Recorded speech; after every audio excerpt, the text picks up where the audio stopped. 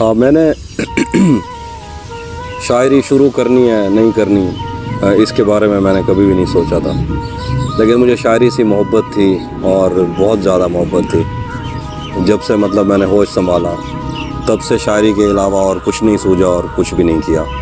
میرے دکھ سکھ اسی کے ساتھ جڑے ہیں، میری ہر خوشی اسی کے ساتھ جڑی ہے۔ میرا اصل تعلق ہے توسہ شریف سے۔ توسہ شریف میری تعلیم بھی وہیں سے تھی، یعنی 4th کلاس تک میں وہاں پڑھا۔ پھر اس کے بعد میں کیڈٹ کالج کوٹ ادو میں پڑھا، اور پھر اس کے بعد لاہور میں ایک تعلیمی سفر بہت عجیب سا تھا۔ اس کے بعد میں چلا گیا بدین میں نے 2nd ایئر کی، پھر میران یونیورسٹی سے انجینئرنگ، پھر بہاولپور اسلامیہ یونیورسٹی سے ایم اے، اور پھر بعد میں اورینٹل کالج سے ایم فل کیا میں نے۔ اور یہ سب عمارتیں جو تھیں یہ دیر تک میرے ساتھ رہیں اور شاید رہیں گی۔ بہرحال شاعری شروع کر دی میں نے اور پتہ نہیں ہے کہاں تک چلے گی۔ عجیب سی بات بھی ہے، لوگوں کو یہ پتہ نہیں چلتا کیونکہ وہ تو ایک دم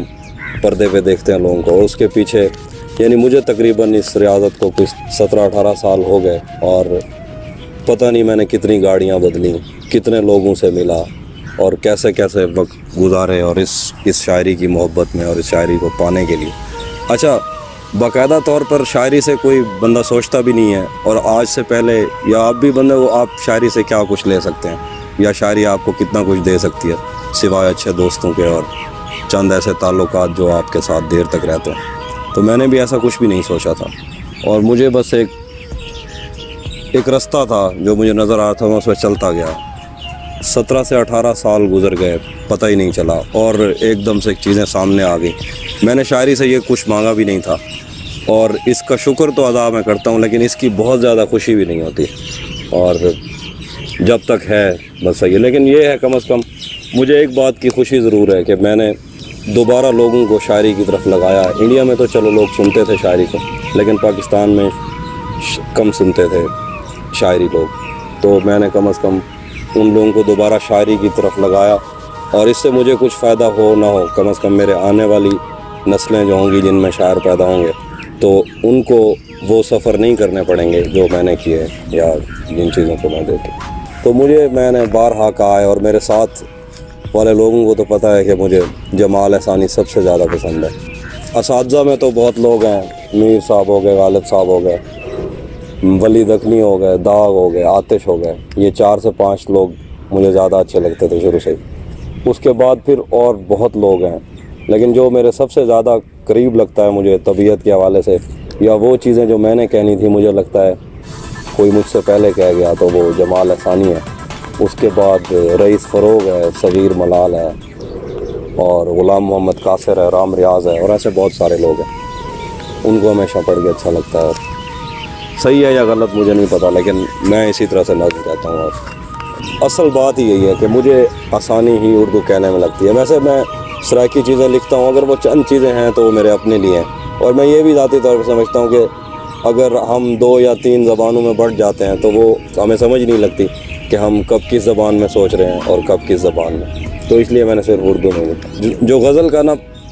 5% یا 10% حصہ جو ہوتا ہے وہ الہام ہوتا ہے، باقی آپ کی محنت اس میں بہت زیادہ شامل ہوتی ہے، اور بہت ٹائم لگتا ہے، آپ اس کو سوچنا پڑتا ہے۔ یعنی میں یہ سوچ کے لکھتا ہوں کہ جو ایک زمین بنتی ہے شاعری میں، وہ قافیہ آپ کی زندگی میں ایک بار آتا ہے، تو آپ اس قافیے کے ساتھ ایسا برتاؤ رکھیں کیونکہ اس میں ساری زندگی آپ کو دوبارہ نہیں ملنا، کہ پھر اس کو یاد رہے کہ مجھے کسی نے باندھا تھا یا اس طرح سے کچھ۔ میں اصل میں ہوتا یہ ہے کہ کئی دفعہ یوں ہوتا ہے کہ شاعر ابھی اس زمین سے واقف ہو رہا ہوتا ہے اور اس کو یہ لگتا ہے کہ اس نے غزل کہہ لی۔ قافیہ، مصرے یہ اپنے ٹائم پہ کھلتی ہیں، یعنی میرا طریقہ یہ ہے کہ جب ایک مصرع میرے ذہن میں آیا تو میں اس مصرے کو سوچتا رہتا ہوں، اس کے امکانات دیکھتا رہتا ہوں، پھر اچانک سے کوئی ایک ایسا مصرع آتا ہے بالکل پوری ترتیب میں جو میں نے نہیں سوچا ہوا ہوتا، اور یہی میرا شعری پروسیس ہے۔ اور مجھے یعنی کئی دفعہ اچھا شعر سنوں، کوئی اچھی کتاب پڑھ لوں، تو مجھے ایسے لگتا ہے کہ جیسے آج کچھ ہو جائے گا، آج کچھ شعر ہو جائیں گے، تو ایسا ہو جاتا ہے۔ میں ایک روز دشت کیا گیا کہ پھر وہ باغ میرے ہاتھ سے چلا گیا۔ جی، کچھ لوگ آپ کا جو وہ ایک شعر ہے اس کو پاکستان کے حوالے سے یا ابو الوطنی کے حوالے سے دیکھتے ہیں، کہ اگر کبھی ایسے بزدل بھی پہلی صف جی جی جی اچھا ایسا کبھی ہوا ہے کہ آپ نے کسی اور تناظر میں شعر لکھے ہوں لیکن جو آپ کے قارئین یا سامعین ہیں وہ اپنے اپنے غم کے مطابق اس کو رو لیں اس شعر پہ یا اس کو انجوائے؟ ہاں ایسا ہی ہوتا ہے، ہمیشہ ہی ایسا ہوتا ہے، یعنی میں نے کچھ اور سوچ کے لکھا ہوتا ہے لیکن مجھے ہر جو بندہ ملتا ہے وہ الگ بات بتاتا ہے۔ اور ہمیشہ سے میرے خیال سے ایک فلم تھی، مجھے یاد نہیں، پوسٹ مین، اس میں ایک بات وہ کرتا ہے کہ شاعری ان کے لیے نہیں ہوتی جو شاعری کرتا ہے، شاعری جو کرتے ہیں ان کے لیے نہیں ہوتی، شاعری ان کے لیے ہوتی ہے جن کے کام آتی ہے۔ تو مجھے شروع سے یہ لگتا ہے اور پھر میں اس پہ سوچتا بھی نہیں، اور مجھے اچھا لگتا ہے جب کوئی شعر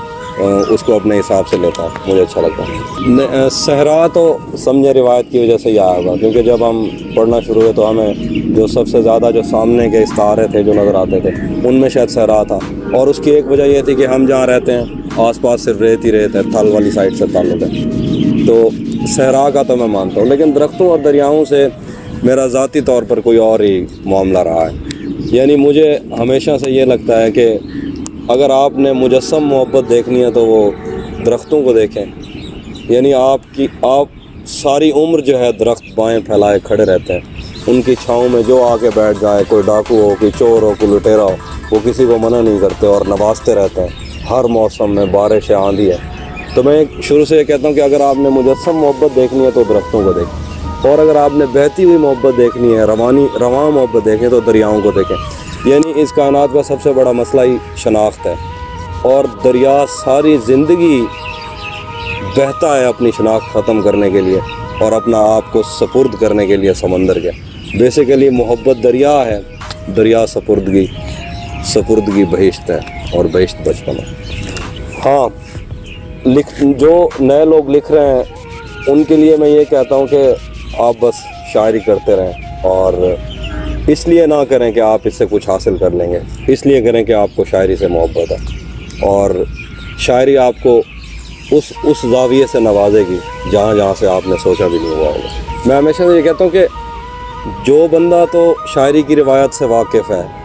وہ اگر اعتراض کرتا ہے تو اس کا اعتراض کوئی ویلڈ بھی ہوتا ہے، ورنہ اگر کوئی ایک جدید شعر کو یہ کہہ دیتا ہے کہ سرے سے یہ کوئی شعر نہیں ہے، یہ کوئی جدید شعر نہیں ہے، تو پھر وہ اس پورے شعری سلسلے سے انکاری ہوتا ہے، جس سلسلے میں ہمارے کئی اساتذہ آئے اور کئی لوگوں کی زندگیاں لگ گئیں شعر کو یہاں تک پہنچانے میں۔ کیونکہ ناصر کاظمی کا ایک شعر ہے، جو تیری منزل وہ میرا رستہ، تیرا میرا ساتھ ہی کیا ہے۔ تو ان کے لیے دعا ہے جو تنقید کرتے ہیں۔ میں یہ سمجھتا ہوں کہ جب خدا کسی کو لوگوں کی محبت اس کے حق میں لکھتا ہے تو وہ خدا کا انتخاب ہوتا ہے، ٹرینڈ سیٹ کہیں اور سے ہوتے ہیں، رجحان سازی نیچر کرتی ہے، اور جب وہ کرتی ہے تو پھر وہ اور طرح سے کرتی ہے، پھر آپ اپنا کام کرتے چلے جائیں۔ ہاں، ایک اور اہم اور عجیب بات یہ ہے کہ جب آپ کسی ایسے بندے پہ اعتراض کریں جسے خدا نواز رہا ہو تو یہ دراصل خدا کے انتخاب میں شک کرنے والی بات ہے۔ اور دوسری بات یہ کہ جو تنقید کرتے ہیں، خدا اپنے انتخاب کے اوپر تنقید کرنے والوں سے بھی اسی کی پروموشن کا کام لے رہا ہو۔